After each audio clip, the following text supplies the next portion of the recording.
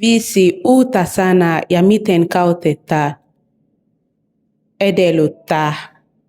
Tämä tehtävä edellyttää uva suomen kielen taitoa. Edellyttää plus partitiivi. Edellyttää kokemusta. Edellyttää kärsivällisyyttä. Kuitenkin. Tuo oli vaikea, kuitenkin onnistuin. Perehtyä. Haluan perehtyä suomalaiseen kulttuuriin. Perehtyä plus mihin? Perehtyä aiheeseen.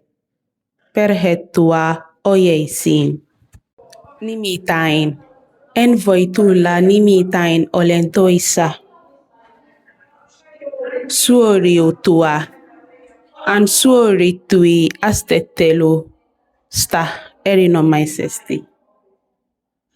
Suorittua plus mistä?